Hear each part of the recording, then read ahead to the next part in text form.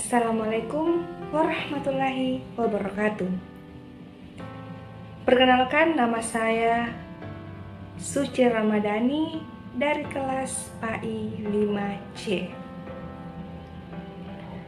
Baiklah, saya akan menjelaskan materi kelima saya, yaitu mengenai instrumen evaluasi, tes, dan non-tes. Jadi yang pertama yaitu instrumen evaluasi dalam bentuk tes. Yang pertama yaitu tes tertulis dalam bentuk uraian. Jadi dilihat dari luas atau sempitnya materi atau masalah yang ditanyakan,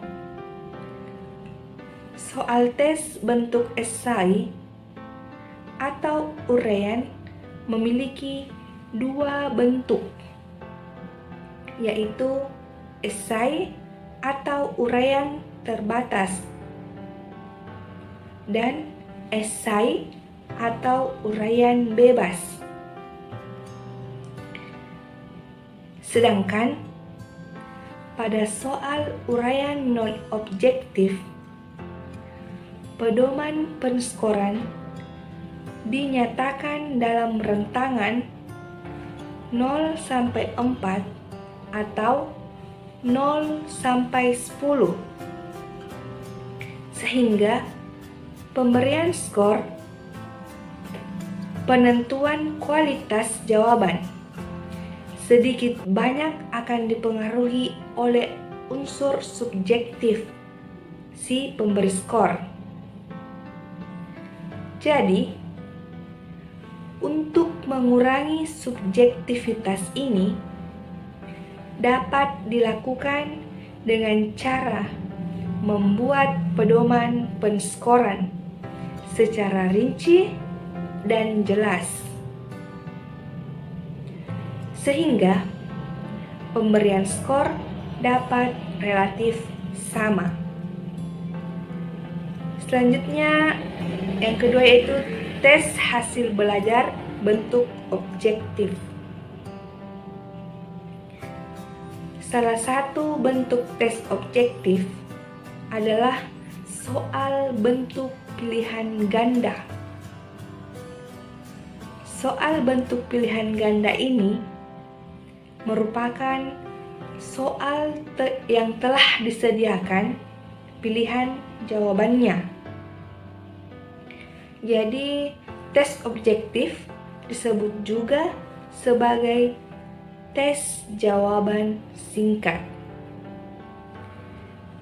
Selanjutnya yaitu ada 4 macam tes objektif, yaitu yang pertama ada namanya tes jawaban benar, salah, atau biasa disebut true false. Yang kedua yaitu pilihan ganda atau multiple choice. Yang ketiga ada namanya isian atau completion. Yang keempat ada namanya penjodohan atau matching.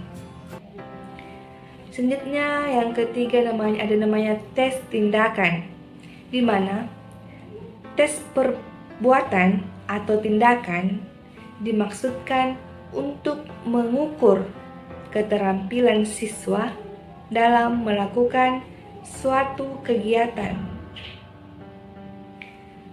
Kegiatan ini dalam tes perbuatan persoalan dijadikan dalam bentuk tugas yang harus dikerjakan oleh siswa. Jadi, pada intinya ada dua unsur yang bisa disajikan bahan penilaian dalam tes perbuatan, yaitu proses dan produk. Selanjutnya ada namanya selanjutnya itu instrumen evaluasi bentuk non-tes. Jadi evaluasi bentuk non-tes ini ada namanya daftar cek. Daftar cek adalah suatu daftar yang berisi subjek dan aspek-aspek yang akan diamati.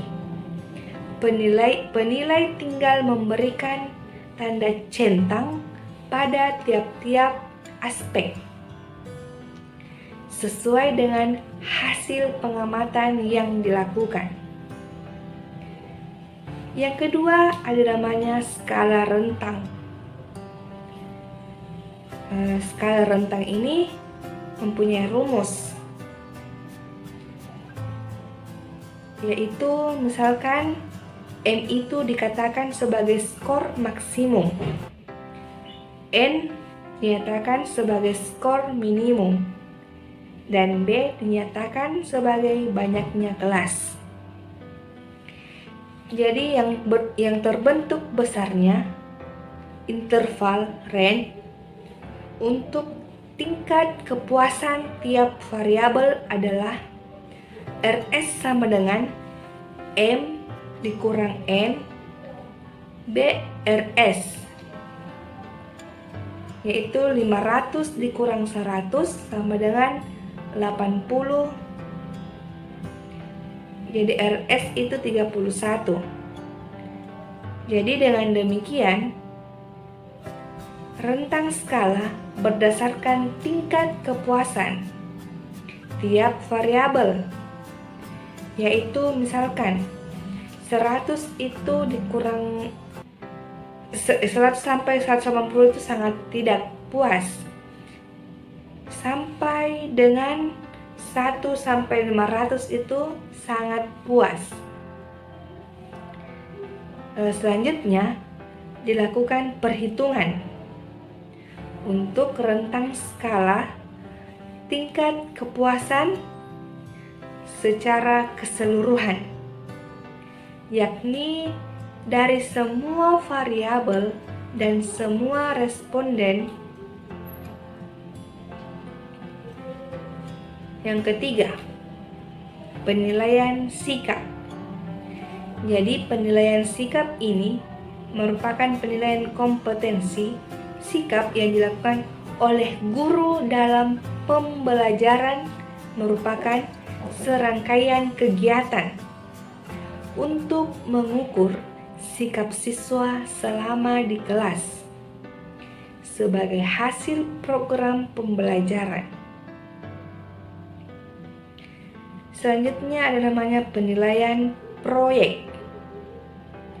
Jadi penilaian proyek dilakukan oleh pendidik untuk tiap akhir bab atau tema pelajaran. Intensitas pelaksanaannya didasarkan pada tuntutan KD.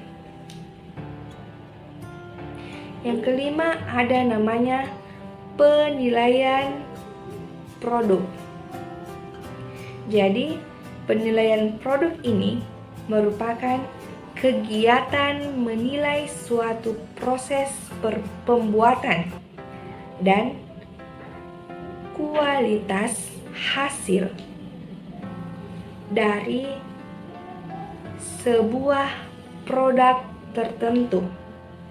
Penilaian produk dapat menstimulus peserta didik untuk mengembangkan kemampuannya menghasilkan sebuah karya.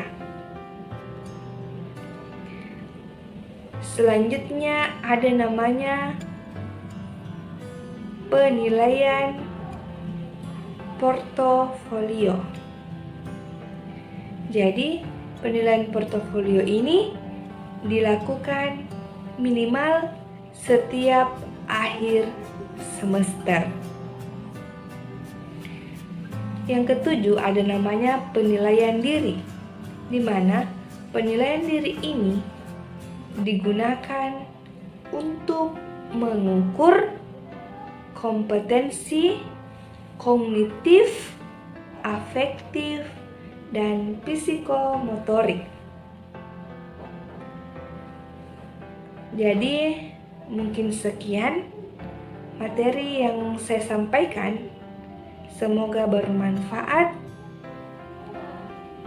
Wassalamualaikum warahmatullahi wabarakatuh.